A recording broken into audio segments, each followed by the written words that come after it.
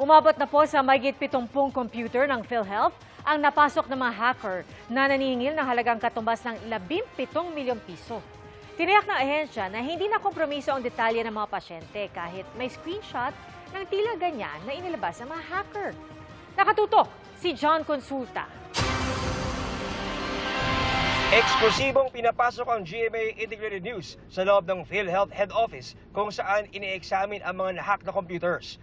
Ang nag-iimbestiga, mga eksperto mula sa PhilHealth at Department of Information and Communications Technology o DICT. Ayon sa PhilHealth, sa mahigit 2,000 computers ng PhilHealth sa Head Office at NCR, lumalabas na 72 ang nahack. Round the clock na nga sinasagawa ng computer forensic examination ng mga eksperto dito sa tanggapan ng PhilHealth para malaman ang dalawang bagay. Una, kung ano ba mga computers ang nakompromiso at ano ang pinakapulot dulo na naganap na hacking incident.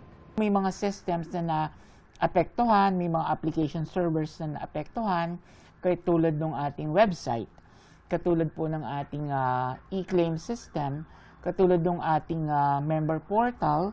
But again, ginagawa ng paraan ng PhilHealth at ng mga ilang ahensya ng gobyerno na nakatulong natin na maisaayos na ito at maibalik muli sa normal na operasyon. Sa 31 screenshots na in-upload sa website ng mga hacker ng Medusa Ransomware Group, agaw pansin ang tila listahan ng mga pasyente at kanilang mga impormasyon tulad ng address, petsa ng confinement at inindang sakit o medical record.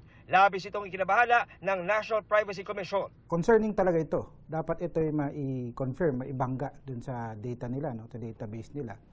Kung ito ba talaga yung mga nandun sa database nila, gaano kalawak yung maaring naging apekto at gaano karaming Pilipino ang maaring naapektuhan. Ipinakita namin sa PhilHealth ang screenshot.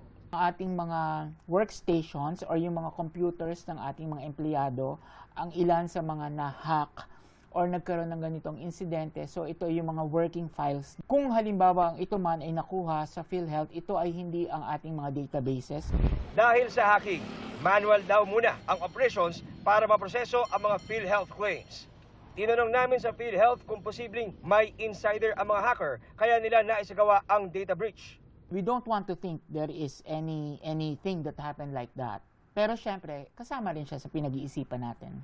If there is, for example, there is just an attack or there is a negligence amongst the employees or any pagkukulang sa aming mga systems, kasama rin siya sa iniimbestigahan natin. So we're not closing any doors to whatever happened.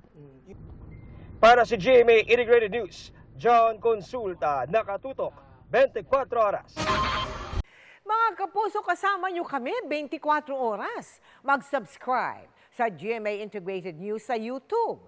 Sa mga kapuso abroad, bisitahin ang GMA Pinoy TV at www.gmanews.tv.